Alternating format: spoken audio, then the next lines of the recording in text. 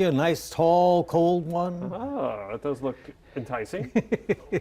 We're going to be talking about an interesting study about beer today, but I thought let's have some fun with it and check out some fun facts about beer, okay? So beer, as it turns out, has been around for a long, long time, since 3500 BC.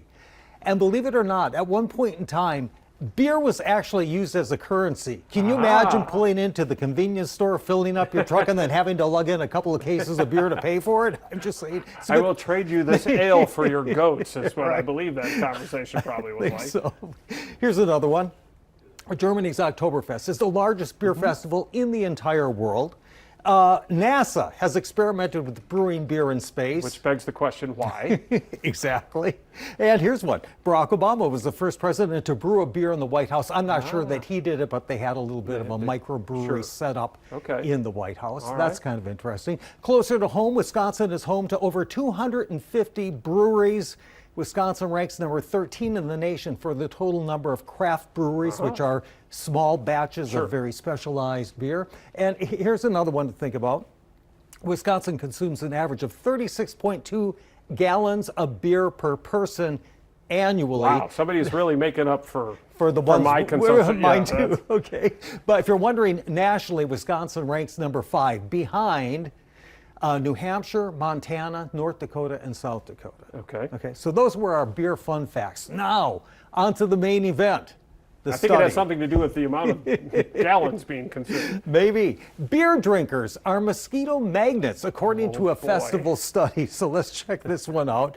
So it was scientists from the Netherlands. They set up a pop-up lab in the Lowlands Music Festival. It's an annual outdoor music event, okay? And then they recruited about 500 volunteers to take part of their little experiment.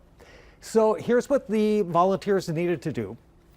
First, they had to fill out a questionnaire about their hygiene, their diet. It is an outdoor festival, after yes, their diet, and their behavior at the festival, okay? So once they had that information, the volunteers had to place their arm into a custom-designed, we'll call it a cage, filled with hungry mosquitoes.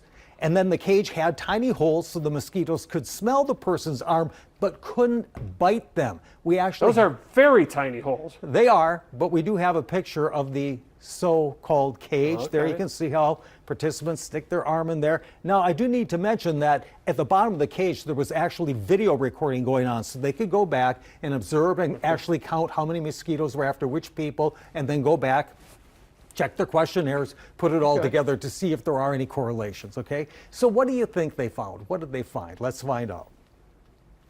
As it turns out, participants who drank beer were 1.35 times more attractive to mosquitoes than those who didn't, okay? That's one thing they found, but there was more, Chris, okay? Mosquitoes were also more likely to target people who had not slept alone the previous night. And they found showering and sunscreen make people less attractive to mosquitoes. Okay, two issues here with those of us who go to the North Woods in Wisconsin in the summer. Beer and sunscreen, and those are both mosquito magnets.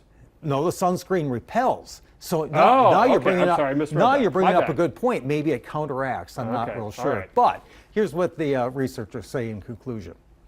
The study provides insights into why some people are especially appealing to mosquitoes, and it offers information on how to protect against being bitten, such as lathering on sunscreen, showering regularly, and limiting beer intake or avoiding it altogether. So just some helpful advice for all of us in the future. Right, so at dusk, put on your sunscreen.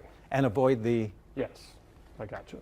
All right, Brad, thank you so much. You bet. When we come back, we'll wrap up Action 2 News at 4:30 and get you set for Action 2 News at 5 right after.